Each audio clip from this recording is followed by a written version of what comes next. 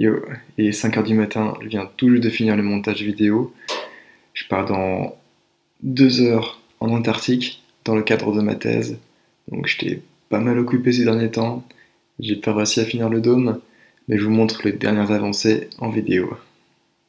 Donc là en fait on a mis le pare-pluie qui était autour, donc la bâche noire qu'on a mis par-dessus.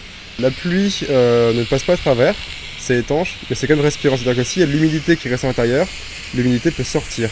Là on commence à mettre des tasseaux qui font 4 cm de côté.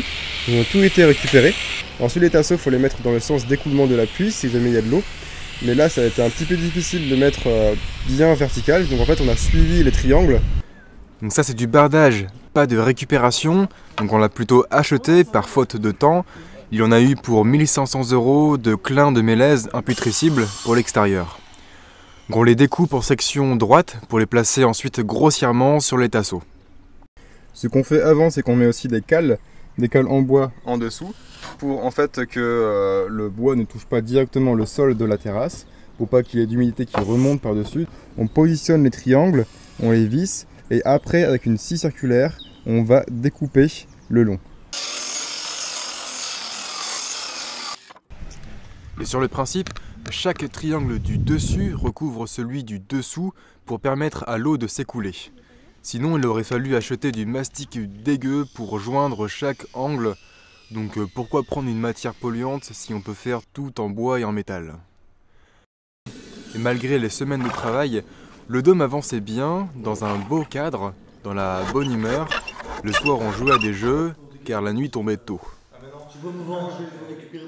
Et j'essayais de travailler à chaque week-end avec les gens qui pouvaient, car c'était plus difficile de trouver des motivés car c'était l'automne et il commençait à faire un peu frisqué.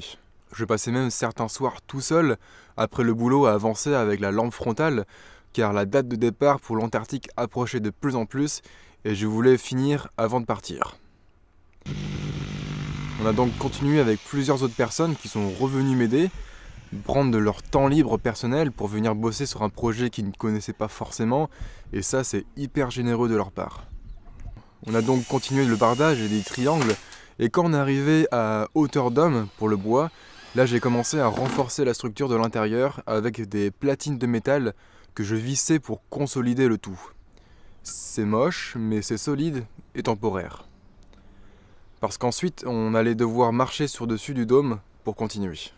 Il y avait encore une bonne partie à finir, à seulement 3 jours du départ.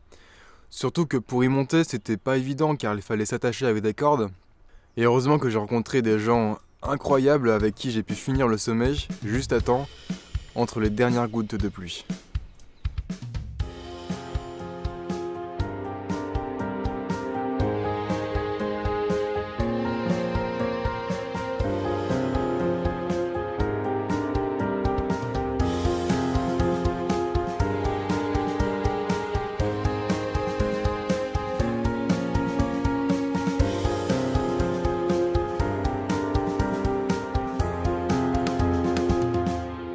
Voilà pour le moment, je vais devoir terminer cette vidéo parce qu'on n'a pas eu le temps d'avancer davantage.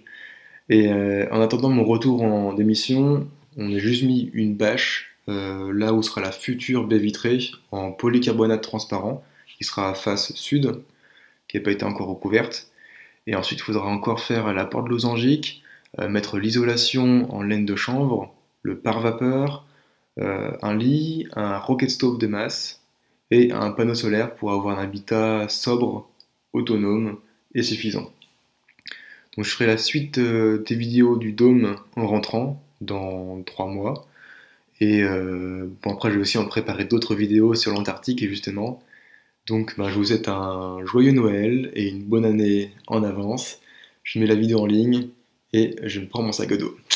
Tchuss.